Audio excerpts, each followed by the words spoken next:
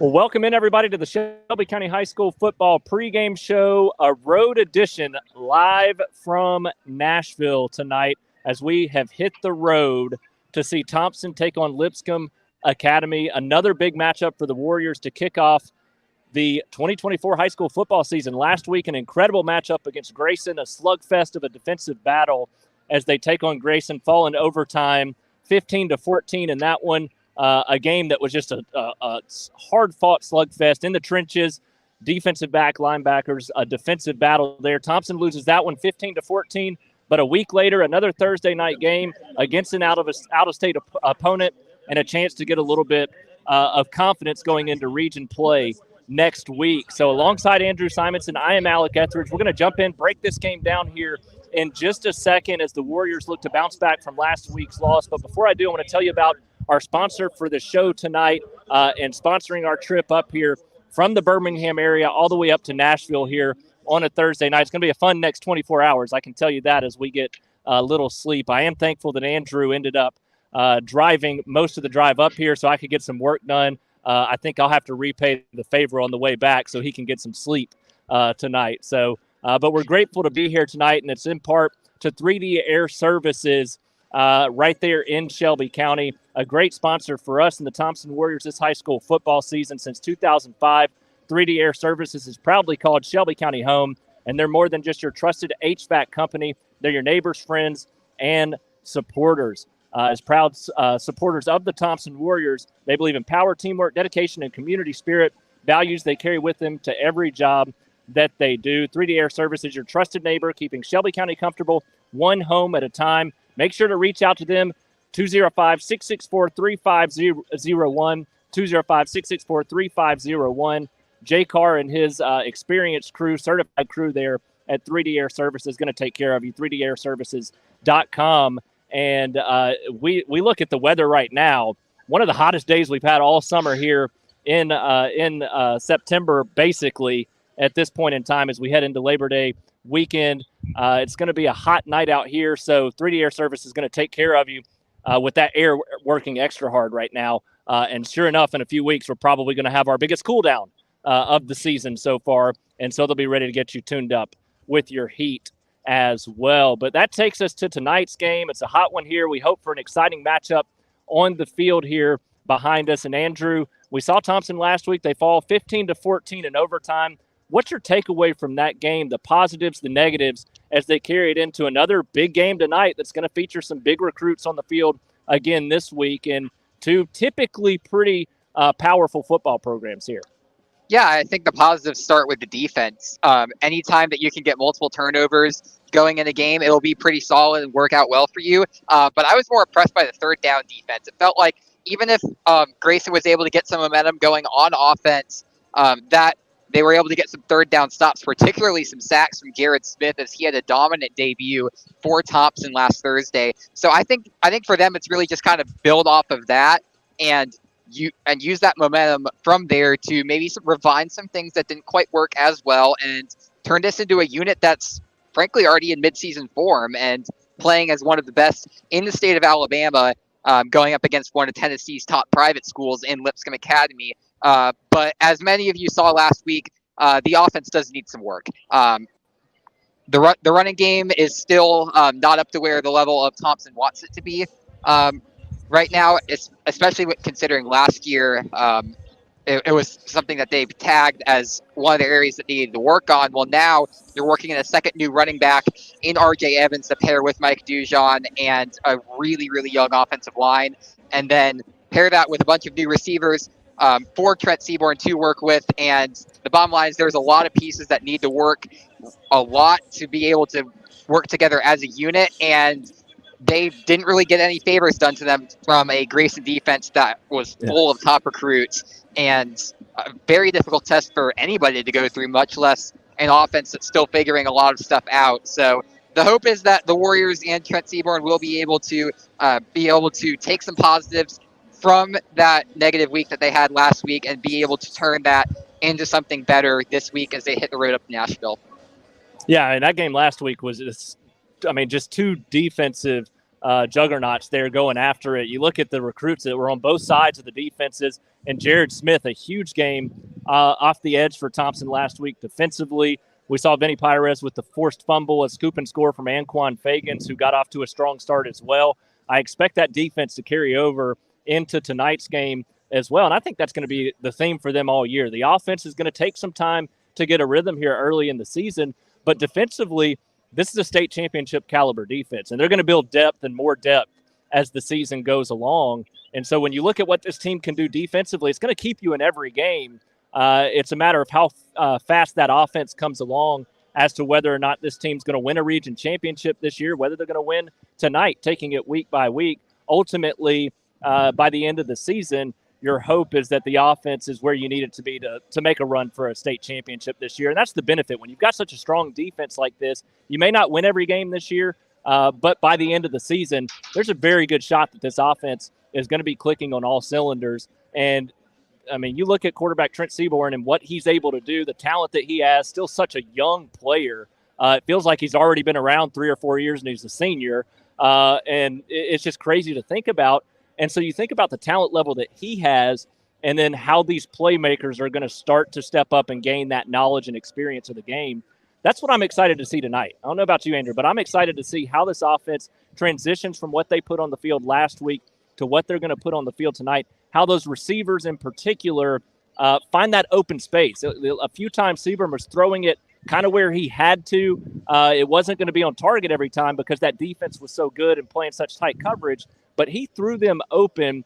It was just tough for them to kind of read the routes that they needed to on the go. So that's what I'm excited to see tonight is how those receivers kind of mesh with the quarterback here of Thompson. I think if they do that, you got to feel pretty comfortable about what they're able to do tonight. Absolutely, and I think we saw some flashes from these receivers when they were able to get the ball. Guys like Price Lewis and Brooks Byers, guys who were working into the system, alongside Angel Jones, who is obviously the fourth man for that Warriors team last season. And obviously Trent Seaborn's a good enough quarterback where he can help these receivers be better. You talk about throwing them open last week and some of the things that he was able to do when he had the ball. I don't think it was a bad game from Trent, all things considered. There's just a lot of things working against him around him as a quarterback that he wasn't able to have as good statistically of a game as we're used to seeing from him.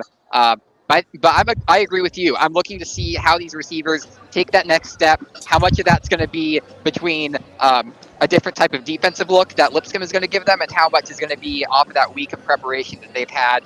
Now that they have a little bit of live reps under their belt, a loss that they can use to motivate them. I'm really interested to see how this passing game takes the next step because I think it's a lot closer to being in a good position than I think a lot of people would imagine. Yeah, I agree. I do think it's closer just because you have that one bad week. And really, that's all the game plan last week was what they had to do to be able to stay in that game. They weren't going to hit a lot of downfield passes. It was going to be more of a short pass, intermediate pass kind of game throughout the night. The big thing was the offensive line struggled a little bit in opening holes for the run game. And if you can't run the football, it's going to be tougher to really do much else offensively. And I think that's going to be a fun aspect to watch out for tonight, too. If this offensive line can improve and you see some holes open up for the run game as they try to work out some things there, you're going to see an improved rushing attack, which is also going to benefit this entire offense. You get 2 touchdowns in this game, that may be enough. And you look at this team last week in regulation, 1 touchdown. They take the lead in the first overtime, 14-7 there on a beautiful pass from Trent Seaborn. And this is a team that could be sitting at 1-0 had the defense made that last little 2-point stand, which was really close. It was just a physical battle there in the trenches.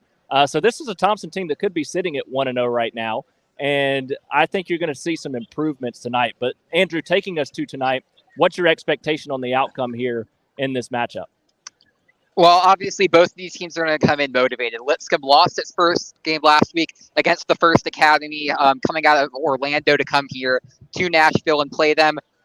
So both of these teams really going to be looking to turn it around, get something going.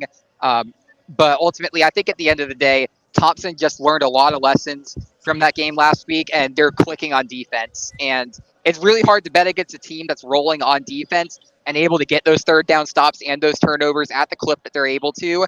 I think we're going to see another statement game from them this week, and the offense will take that additional step and be able to do enough. Not necessarily maybe have the best night in the world, but have a good enough night to be able to pull out this win. So I'm picking Thompson on the road. Well, let me ask you this: over under 200 passing yards tonight? I think it's the over. I said it on the Shelby County Football Show earlier this week that I thought Trent Seaborn would have over 200 passing yards. That was my bold prediction for the week. I think that holds. What about rushing attack over under? Let's put it at 90 yards on the ground tonight. I'd put it at the under, but I don't think it's going to be as bad as last week. I think we'll still have a little bit of running room, but I don't think they'll get 100 yards overall between those two backs. Yeah. I think the balance that they have there is gonna put them close to 100 on the ground overall tonight. And I think that's the big thing that they probably preached in practice this week is we've got to get the rushing attack going if we want to get the entire offense rolling. So I think that's going to be the big improvement that you see, and ultimately that leads to a better passing attack as well. But defensively, this team's so good right now. This is a Lipscomb team that's talented. They've got some athletes over there, but size-wise and numbers-wise, Thompson should have an advantage in this matchup. I think the defense is going to come out. It's going to be another low-scoring battle for a few drives, but it also wouldn't surprise me if you see Thompson come out and try to make a statement early offensively in this matchup. It's going to be a challenge, but I think it's going to be a fun challenge. I think it's one that, when you lose your opener by 1 point in overtime, this is the kind of game the very next week that can get you pumped up, and that's something they also need because we all know what's ahead in Class 7A Region 3. You want to make sure that you're playing it week by week and that you can't have a downtime. There's no downtime in that region. So it's going to be a fun one tonight. Andrew, any closing thoughts from you as we head into this fun battle in Nashville? A beautiful night. It's going to be hot, but a beautiful night, sunny, and going to be a beautiful game here, I think, between these two teams. Well, I do want to point out the last time these two teams met, which was 2 years ago, Lipscomb coming in on the road and beating Thompson. You look at some of the banners that are up across the stadium, and these students and these players have not forgotten it. And you talk to Coach Freeman over the offseason, and it's something that he was really motivated to do, is come into this game and be able to beat Lipscomb and do the same thing to them that they did to them a couple years ago. So there are still a few pieces from that team who are left, but ultimately I think that motivation is going to help take them over the top.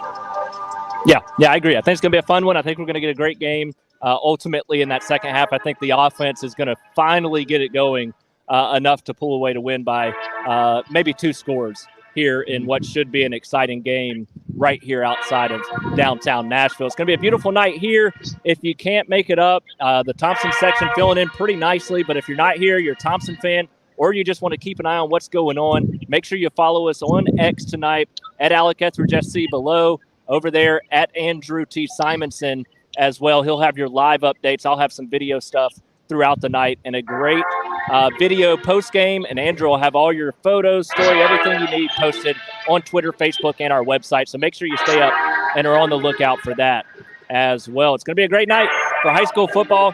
We'll see you again tomorrow night. We'll have a couple of games, as you'll see me at Oak Mountain, Pelham, and you'll see Andrew out at the Hoover Met for Spain Park Hoover. We may have our eyes open. We may have them closed. That's to be determined right now. But we're going to have fun with it the next 24 hours or so with high school football season fully in swing. Couldn't ask for anything more. So we'll see you tomorrow night. For now, enjoy your football Thursday night.